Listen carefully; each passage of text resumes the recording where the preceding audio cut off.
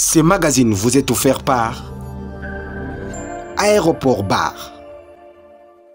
Kimia, ezala bisika nyonso ozuli bakoya kolanda magazine d'actualité en lingala facile plus 243 ya mokola lule bandi mbote na bino.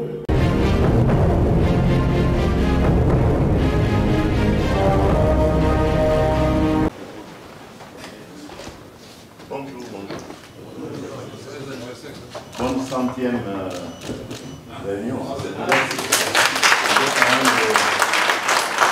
Souci ya ko répondre na batante ya ba congolais chef de l'état son excellence Félix Antoine Tshisekedi Tshilombo Fachi Beton a présidé ki week-end eleki 100e conseil des ministres ya gouvernement dirigé na premier ministre Jean-Michel Samalukonde. Na objectif ya ko évaluer régulièrement l'action gouvernementale mokonzi ya mboka apesaki orientation pe ba mesure ya kozwa na oyo ezali ko s'imposer en faveur ya population. À l'occasion de cette 100e réunion du Conseil des ministres, fait passer un message à son Excellence Monsieur le Président de la République pour son assiduité et l'accompagnement qu'il a fait au gouvernement, que je décris son assiduité, dans le sens où nous voyons vraiment pour une première fois dans l'histoire de notre pays un président de la République qui s'est donné pour mission d'être à chaque Conseil des ministres comme il a été avec nous pour l'accompagnement de l'action du gouvernement selon sa vision.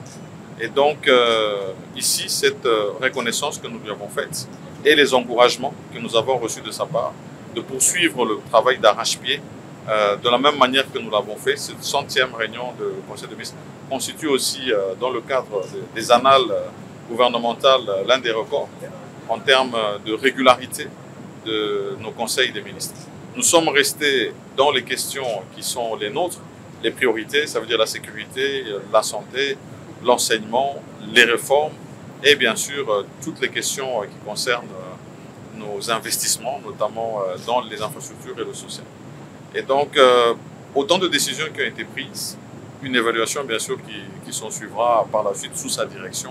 Et nous allons nous assurer de garder, en tout cas, l'exhortation qu'il nous a faite de ne pas désemparer et de continuer à travailler pour la République démocratique du Congo, pour sa population pour laquelle nous sommes, nous en tant que gouvernement, au service. Ah oui, et c'est vraiment coupé sa merci mingi na mokonzi ya mboka, son excellence Félix Antoine Tshisekedi Tshilombo, les bétons de la République, pour na ba réunion oyo, ils allaient preuve tangible, il y a bon fonctionnement, il y a ben institution, il y a mboka, na but se moko, il y a quoi améliorer quotidien, il y a peuple congolais. Boindi Zalaka. Yeah, kejo.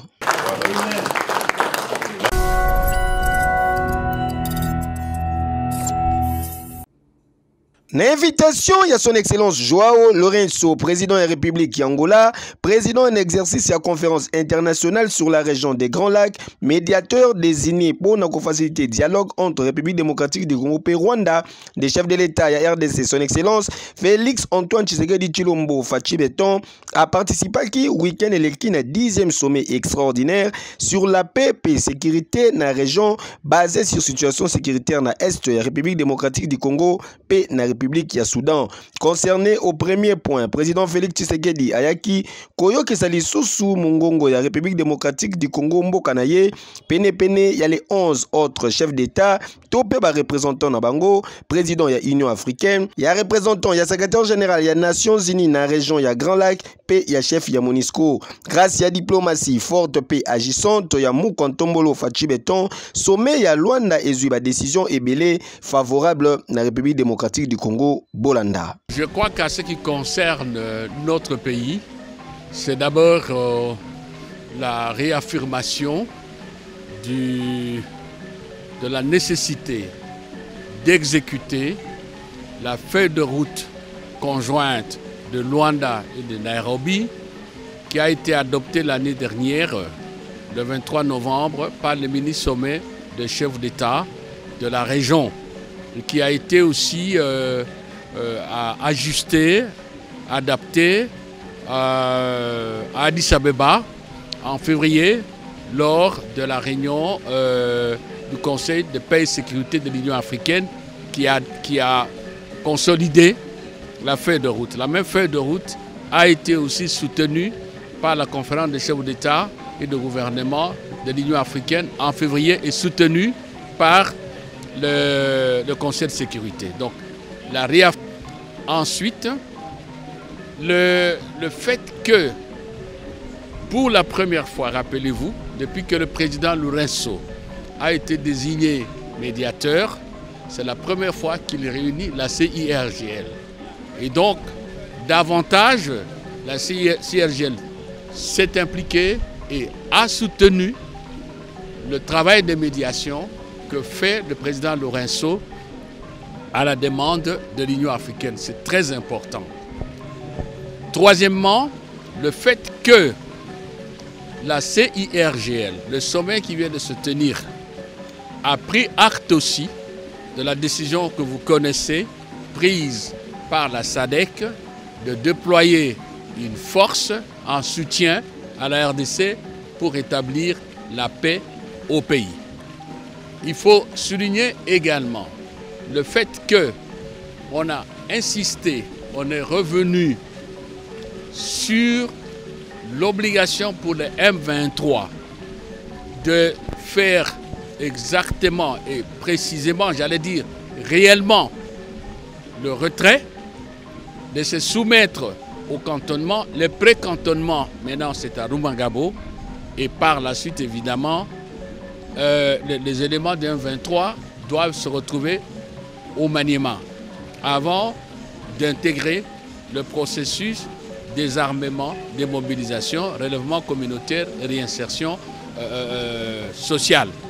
Ça aussi, ça a été réaffirmé. Autre élément qui est important, c'est que la CIRGL a exprimé son soutien au déploiement du contingent de l'Angola pour sécuriser le cantonnement, d'abord le pré-cantonnement et le cantonnement du M23, et bien sûr aussi sécuriser les populations qui se retrouveront dans ce lieu de cantonnement pour qu'il n'y ait pas de malentendus ou toute autre velléité. Et enfin, nous avons fixé, mieux, les chefs d'État et les chefs de délégation ont fixé la rencontre de coordination qui a été préconisée d'ailleurs par le Conseil de sécurité des Nations Unies, la SADC et l'Union africaine. Cette rencontre aura lieu ici à Luanda le 23 de ce mois. Donc globalement, je crois que c'est ça qu'il faut retenir par rapport au sommet d'ici. Isengeli boyebaki rendez-vous mususu ezwami pour le 23 juin à Luanda, toujours dans le cadre de solution durable et concertée sur instabilité na est ya RDC occasionnée dans M23 soutenu na Rwanda. Yo!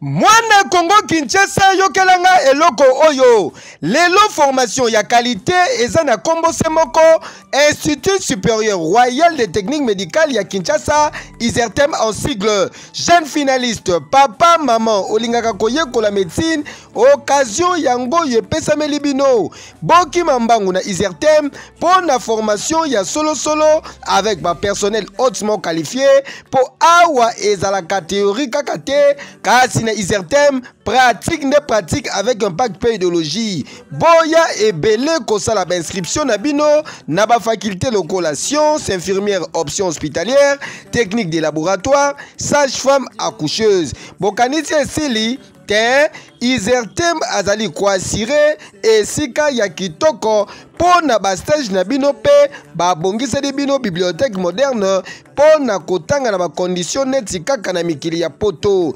otangi au défendre pe aussi les formation na yo sans problème ba famille pe société ba sepeli alongi na ye. Pour l'inscription, porte Isertem et Tikali Polele, Kobanda lundi, kino vendredi de 7h à 17h, pe samedi de 7h à 14h. Isertem Kin et Zwami, na numéro 4774 avenue Bobozo, na Mandrandel, na Kingabwa, commune et limité référence rond-point TP. Tala! Tolo balisusu nini batindi kakangomba te. Isertem mbatambuta ya institut supérieur ya ba technique médicale. Epe sazua te. Kejo. Oui.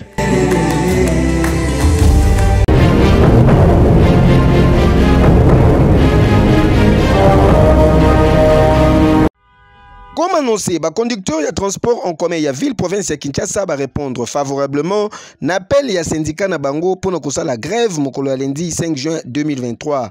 En effet, les conducteurs bazali ko akize ba tracasserie routière ou yezali ko salamana plusieurs services à l'État, les policiers ya circulation routière et pays, les bureaux de et pays, ba ujana pe et pays. Nga gomo na Steve Ngoma, nazawewa na Boulaka, magasin, Ipen, Willery, Victoire, DGC, pompage. Nous avons un problème sérieux à la tracasserie routière. Nous devons comprendre ça. Si nous sommes au boulot, nous sommes responsables, nous sommes gambons. Mais si nous sommes sur le terrain, moi, place à hôtel, mais ça a raté. Nous sommes arrêtés. Les policiers vont comment kangabiso, boutumo. Tu comprends ça? Ce que ça, question pas bisabiso. Tout ça, il faut que tout soit libre. Dans ma case, moi, je parquer exaté. Ok, na Delvaux, moi, je parquer, moi, je les exaté. Ok, na pompage, moi, je tel mes exaté. Finalement, biso to boule la wapi.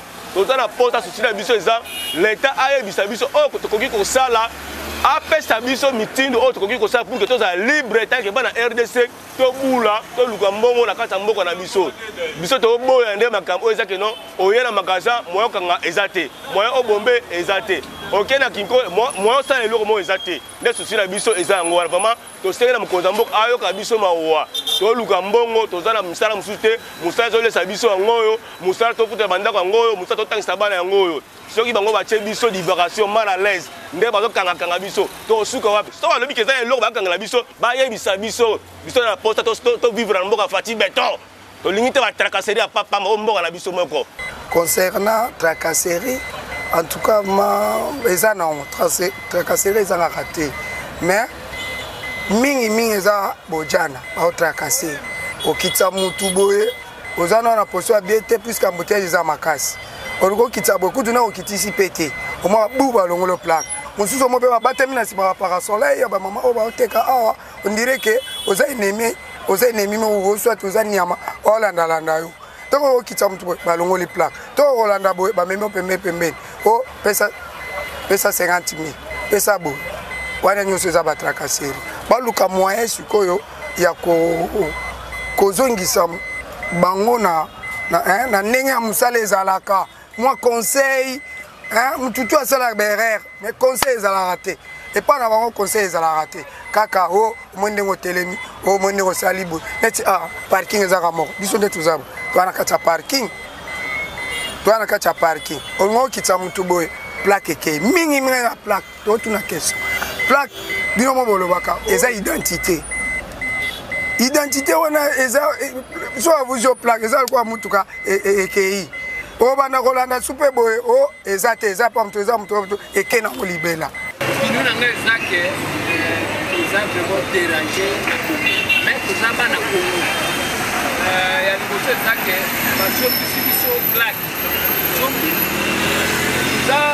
eza normal balobitolata te bati bazototuba casque mais ezosimba kaka te donc normalement soko okei na ipel eza dérangé okomi na delto eza dérangé na magasin place ya kotelema eza te donc toseleka bakondakuba basunga biso na place wana ekosa na bango eza nini bapoliso bazobenga baujana wana balekisi donc ekosenga na bakonzi ya mboka vraiment bayebisa biso soki ekokika kokula mais toza na mboka na biso bakonzi to balobaka kokisi yango donc bapolisier nayebi te eza kope bapesi bango to ndenge nini eyebani te Donc ezala mutu azoleka donc ils obligé kaka baleka liboso bakangi moto na ye combien o 200 000 100 000 mbongo wana pe ezokende na l'état te ka ndenge batelemi wana balobi gouverneur nde apesi autorisation wana bakanga ba motard na problème ni soki bazobenga na bato babengani bato na ndenge bien conseil à la suscité. En tout cas, trop c'est trop pour la police. Tracasser les amakasi. Misala au chef toujours ça la ngote. Tous s'en sortir comment? Tous en ba famille, tous en ba mabota, tous en ba bana, tous en ba basi, tous en ba maman na ba leki na bande kopé. Bazo dépendre pas na biso. Na Congo, ba emploi ezate misala ba société ezate. Misala au toujours ça là, ezapé à biso moko privé teza ya bato. Toujours dépendre pas ya bato. De tracasserie toujours les là vraiment na mokonzi mboka. Je vois vraiment dans nos dispositions vraiment au appliquer les biso na nous que non à la police ba ndenge ni toko marché biso na bango. Ville ya Kinshasa paralysée, quelques conducteurs oyo babimaki na mutu makasi bazalaki victime ya agression na part ya ba collègue na bango en colère. Ba motard kiese na kiese bango nde basali mbongo course ya 1000 francs et commis 3000 francs au boy au vandi. Ba travailleurs bana classe ba commerçants ligne 11 obligé ville ezalaki presque morte. Kasi na part ya ba autorité silence radio jusque là espérons que solution ekozwama. Yukani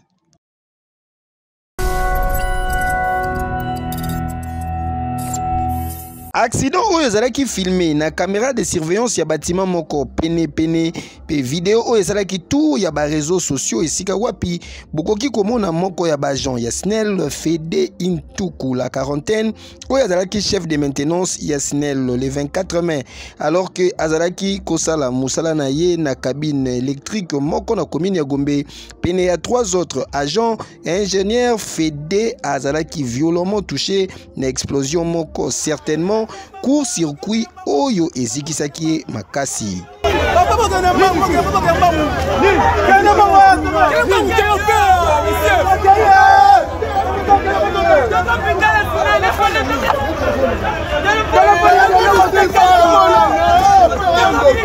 Évacué na centre hospitalier Nganda pona ba soins Fede Intuku azongisaki molimo samedi 3 mai eleki selon ma information et komaki na rédaction na biso après triste nouvelle oyo ba réaction et koyaki ebele incriminant Société nationale d'électricité pour na cause et absence totale ya ba mesure ya prévention na ba type ya accident oyo. Pas de gants, pas de chaussures appropriées, voire même tenue ya malunga. Tika ete molimo na ye epema na kimia. Kasi dossier oyo ezali à suivre.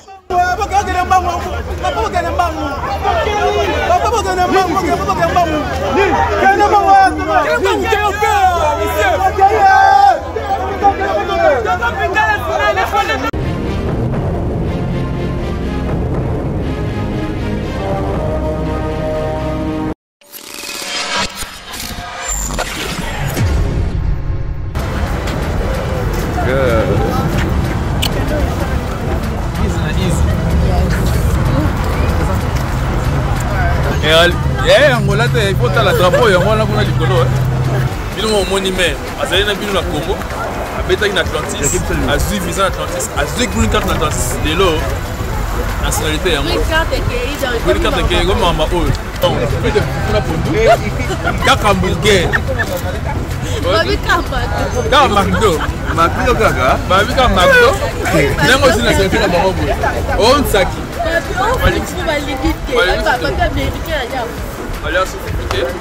Désolé. Oh, possé. C'est fini. Oh, qui colle était. Les arabes à plage na banque. Sinon, tu vas y avoir du canard. Bon, tu vas le couler. C'est pas ma casse. C'est pas ma casse. Donc, puis dans votre côté, tu es Atlantis. Voilà, toujours.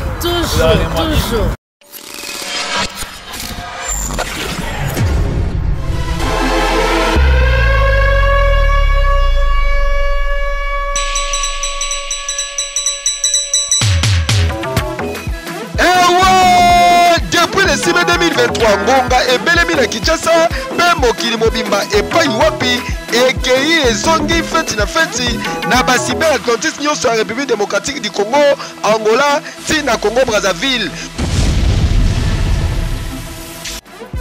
obetaki deve loterie na yo ozwi mpe baresultat positif kima na lombangu nyonso mpona bénéficier na 100% ya prise en charge na basociété Atlantis SRL mpona badémarche billet d'avion.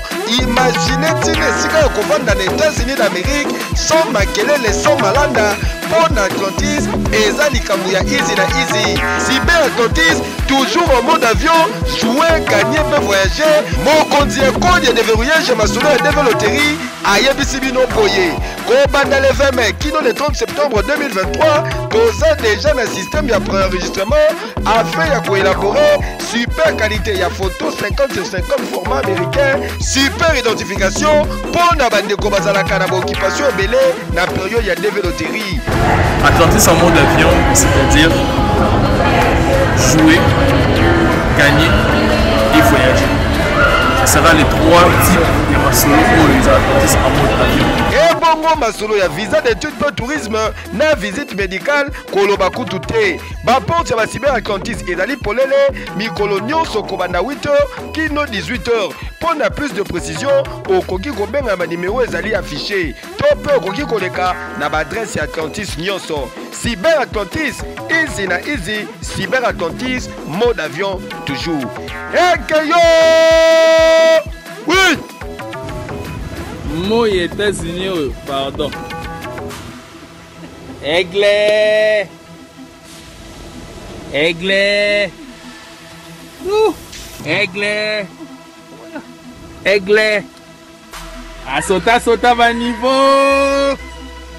Asota va niveau. Aigle. Ati kayo, hein? Mama Green Cat Silly. Green Cat Silly. Aigle. Américaine makasi. Asota va niveau. Voir makasi, donc on ta makasi. Tiba zwaka. O betra nani. O gagner. Tiba gagner. Tiba ça la rappel d'interview. Tiba yé ko la rappel bangla ngefana. Oh, ta ya. Ta. Aigle, passeport et qui est zongi. Eh, le dieu de ma vie. Passeport et qui est zongi. Passeport et qui est zongi. Et qui est zongi. Et qui est zongi, aya. Passeport et qui est zongi.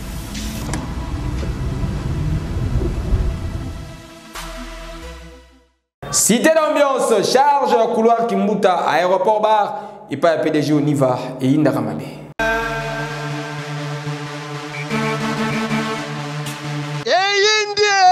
Na Kinshasa et Indakamabe, temple de l'ambiance ya Tchangu aéroport bar Kimbuta, cadre idéal pour na divertissement na bino, pe pour na détente ya kitoko na conseiller bino aéroport bar Kimbuta. Oh mais la moi kopo ya malili avec vitrine bien équipée na ba DJ professionnel pour na komema bino na ambiance moko électrique.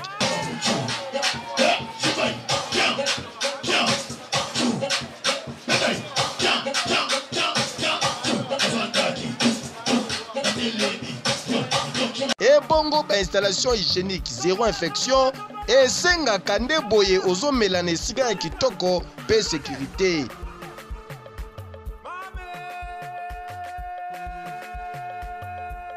PDG Oniva charge ya Kimbuta lobby aéroport bar Kimbuta saute mouton vitesse ya TGV ba voisin ba kozwa vaccin pour troisième vague eza makasi.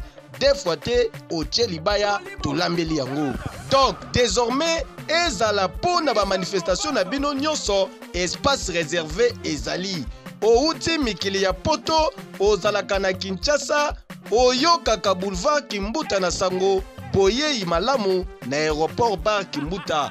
Posoki oyaka Kimbuta okota aéroport bar te seke nanu okoma Kimbuta te.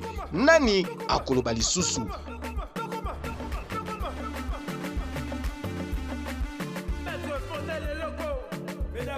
Aéroport bar Kimbuta Mbatambuta. Hey Kejo.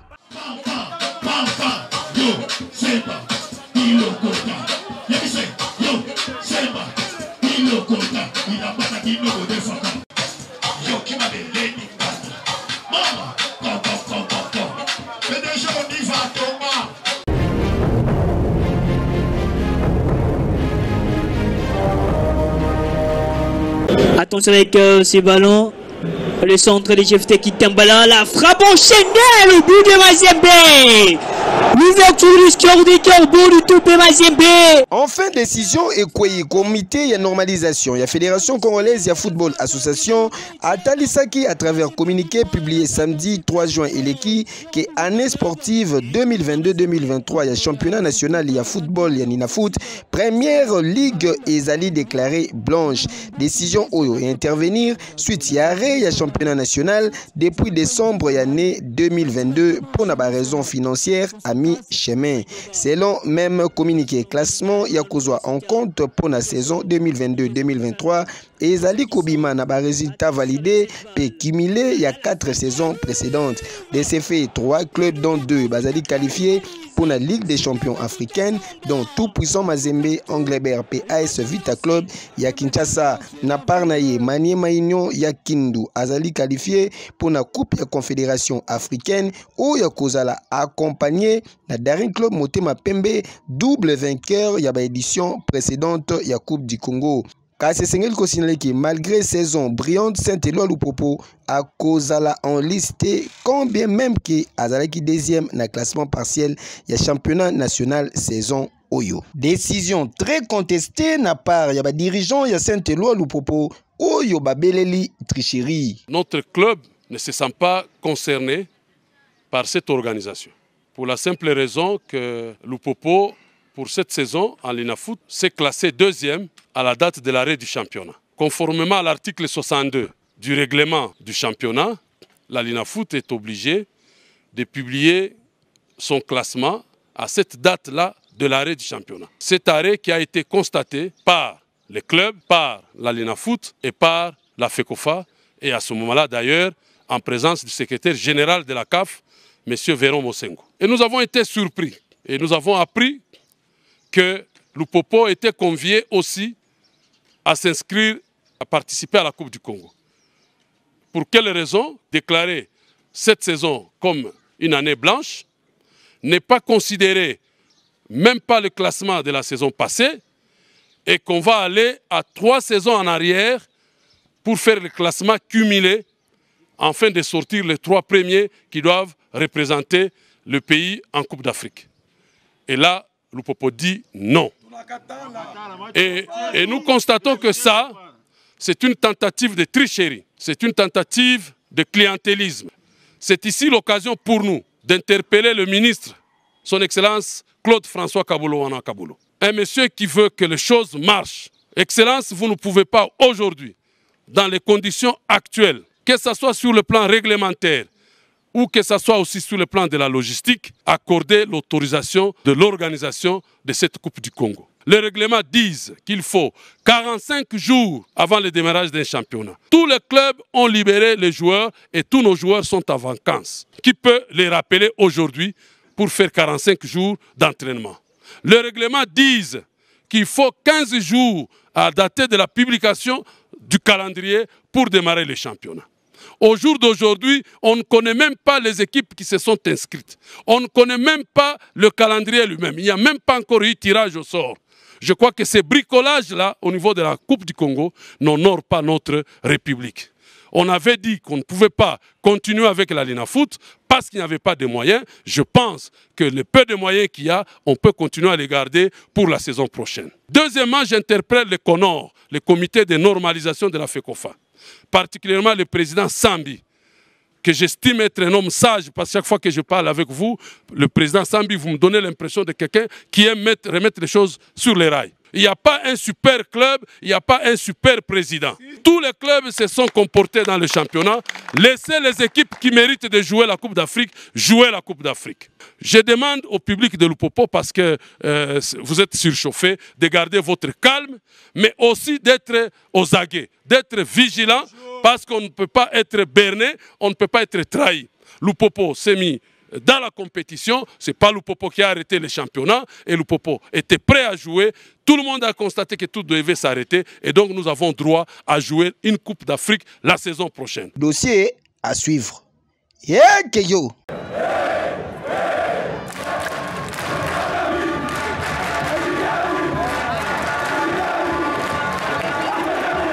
Bama tabakita baba ko mabele na préféra bino édition mokolo lelo et komi na suka bozepe na ba image bopesa merci na Gelor Tawaba mikolo na zoko benga Air Force One pose pelaka na ye kaka bongo ndezalaka awa bama tabakita baba ko mabele na préféra bino ekeyo. Ce magazine vous a été offert par Aéroport Bar.